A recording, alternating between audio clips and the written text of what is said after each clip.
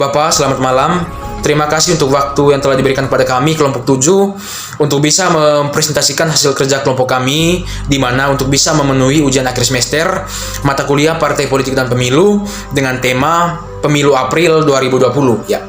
Jadi, dosen pengampu Bapak Esra Dena Benu, SOS MA, dan Bapak Ahmad Syarfuddin, SIP MA. Jadi video ini disusun oleh kami kelompok 7 dengan saya sendiri sebagai moderator, Galdinus Francisco Sucipto dengan NIM 200304026. Kemudian yang kedua, Leonardus T. Karem dengan NIM 200304036. Kemudian yang ketiga, Referenti Kandi dengan NIM 200304022. Kemudian Edwin Bora dengan NIM 200304019. Kemudian Ion Humau dengan NIM 20030400032, dan yang terakhir Benedictus Ricky Dejano dengan NIM 200304016. Baik Bapak, untuk tidak memperpanjang waktu, langsung saja dengan pembahasan yang pertama, yaitu dasar hukum pemilu. Ya. Jadi Undang-Undang Nomor 6 Tahun 2020 tentang penetapan peraturan pemerintah pengganti Undang-Undang Nomor 2 Tahun 2020 tentang perubahan ketiga atas Undang-Undang Dasar Nomor 1 Tahun 2015 tentang penetapan peraturan pemerintah pengganti Undang-Undang Nomor 1 Tahun 2014 tentang pemilihan gubernur, bupati, dan wali kota menjadi undang-undang. Ya. Jadi penjelasan tentang Undang-Undang Nomor 6 Tahun 2020 adalah sebagai berikut.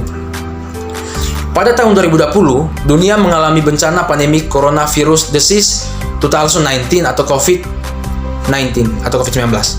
Jadi penyebaran coronavirus disease 2019 ini atau COVID-19 ini telah dinyatakan sebagai pandemi oleh Organisasi Kesehatan Dunia atau World Health Organization yang terjadi di sebagian besar negara-negara di seluruh dunia, termasuk Indonesia, dan telah menimbulkan banyak korban jiwa dan menunjukkan peningkatan dari waktu ke waktu, serta telah ditetapkan sebagai bencana nasional. Ya. Dalam rangka penanggulangan penyebaran coronavirus disease 2019 ini atau COVID-19 sebagai bencana nasional, perlu diambil kebijakan dan langkah-langkah luar biasa baik di tingkat pusat maupun di tingkat daerah, termasuk perlu dilakukannya penundaan tahapan pelaksanaan pemilihan gubernur dan wakil gubernur, bupati dan wakil bupati, wali kota dan wakil wali kota serentak tahun 2020 agar pemilihan gubernur dan wakil gubernur, bupati dan wakil bupati, kemudian wali kota dan wakil wali kota tetap dapat berlangsung secara demokratis dan berkualitas, serta untuk menjaga stabilitas politik dalam negeri. Oke, baik. Yang kedua, tujuan pemilu. Ya, adapun tujuan pemilu adalah sebagai berikut. Yang pertama, pemilu sebagai implementasi kedaulatan rakyat. Yang kedua, pemilu sebagai sarana membentuk perwakilan politik melalui pemilu. Yang ketiga, pemilu sebagai sarana pergantian pemimpin secara konstitusional. Yang keempat, pemilu sebagai sarana pemimpin politik memperoleh legitimasi pemberian suara. Yang kelima, pemilu sebagai sarana partisipasi politik masyarakat. Ya. Jadi secara singkat, tujuan pemilu adalah untuk menyeleksi para pemimpin pemerintahan, baik eksekutif maupun legislatif, serta untuk membentuk pemerintahan yang demokratis, kuat, dan memperoleh dukungan rakyat dalam rangka mewujudkan tujuan nasional sesuai Undang-Undang Dasar 1945. Oke, baik. Langsung saja ke pembahasan yang berikut tentang peserta partai politik pemilu 2020. Yang pertama, nama parpol yang pertama, Partai Kebangkitan Bangsa yang disingkat PKB. Yang kedua, Partai Gerakan Indonesia Raya yang disingkat Gerindra. Yang ketiga, Partai Demokrasi Indonesia Perjuangan yang disingkat PDI Perjuangan. Yang keempat, Partai Golongan Karya yang disingkat Partai Golkar. Yang kelima, Partai Nasional Demokrat yang disingkat Nasdem. Yang keenam, Partai Gerakan Perubahan Indonesia yang disingkat Partai Garuda. Yang ketujuh, Partai Beringin Karya yang disingkat Berkarya. Yang kedelapan, Partai Keadilan Sejahtera yang disingkat PKS. Yang kesembilan, Persatuan Indonesia yang disingkat Perindo. Yang kesepuluh, Partai Persatuan Pembangunan yang disingkat PPP. Yang kesebelas, Partai Solidaritas Indonesia yang disingkat PSI. Yang ke-12, Partai Amanat Nasional yang disingkat PAN. Yang ke-13, Partai Hati Nurani Rakyat yang disingkat Hanura. Yang ke-14 Partai Demokrat yang disingkat PD. Yang ke-15 Partai Bulan Bintang yang disingkat PBB. Dan yang ke-16 Partai Keadilan dan Persatuan Indonesia yang disingkat PKP Indonesia. Jadi baik, saya akan melanjutkan materinya. Yang pertama, Partai Nasdem. Sekjen Partai Nasdem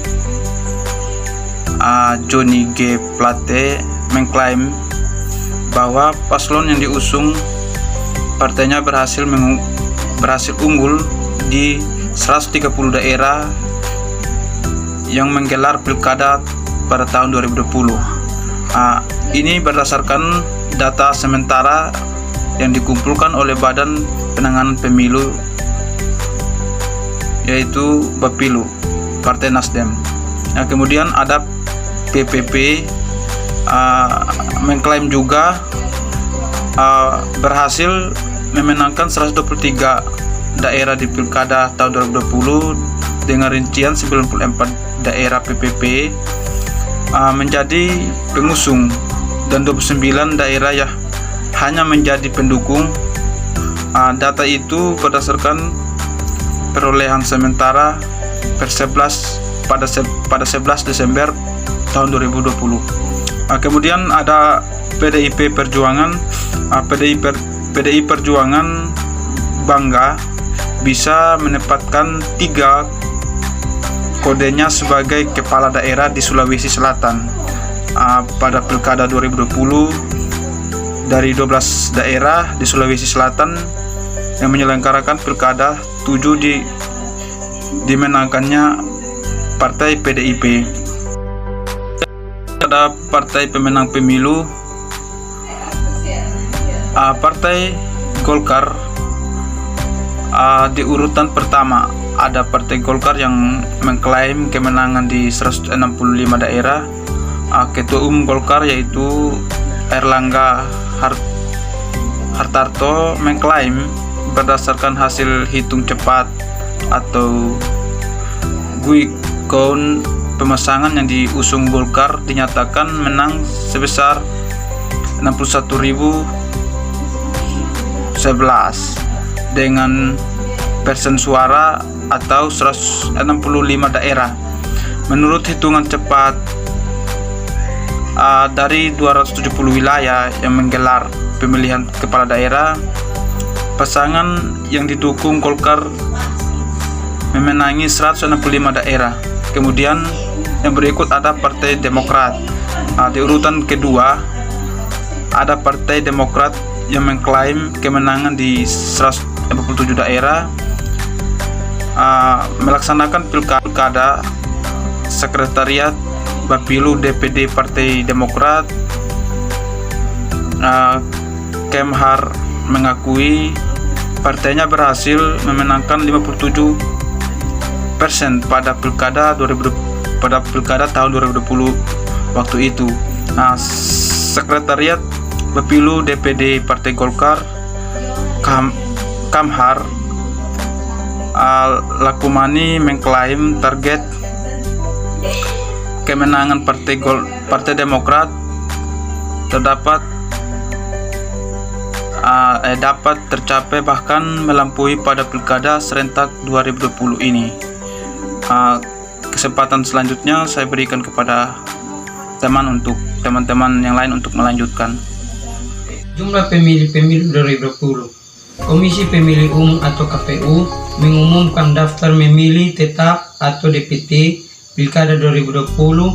Total ada 135.152 pemilih yang terdaftar dari 270 daerah yang menyelenggarakan pemilihan serentak 2020.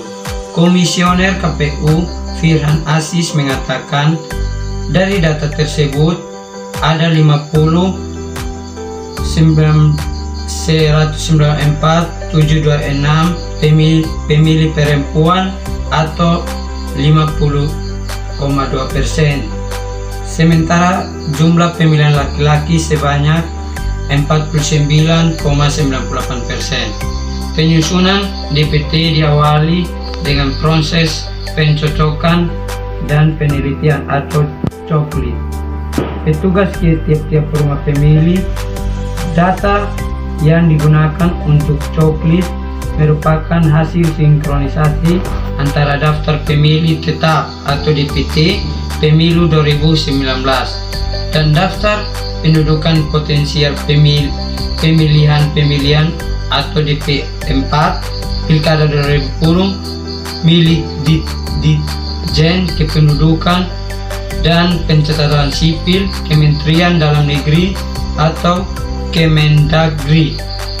Hasil coklit selanjutnya direkap dan ditetapkan sebagai daftar pemilih sementara atau DPS. Ada 103.09.419 pemilih yang ditetapkan di DPS. Namun setelah dilakukan sinkronisasi terdapat penambahan 49.733 pemilih sehingga pemilih di DPT menjadi 135.952.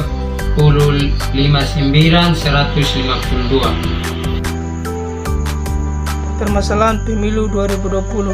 Komisi Pemilu Umum KPU Dewan Kader Biarsa Rakasandi mengatakan penyelenggaraan Pilkada 2020 masih mengalami beberapa kendala. Adapun kendala tersebut seperti kekhawatiran untuk datang ke tempat pemungutan suara TPS karena masih dalam situasi pandemi COVID-19.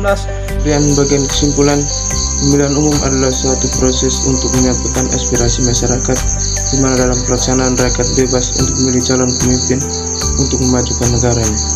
Pemilihan kepala daerah pada tahun ini sangatlah berbeda dari pilkada-pilkada sebelumnya, dikarenakan ini pertama kalinya dilaksanakan pemilihan kepala daerah di tengah-tengah masa pandemi COVID-19.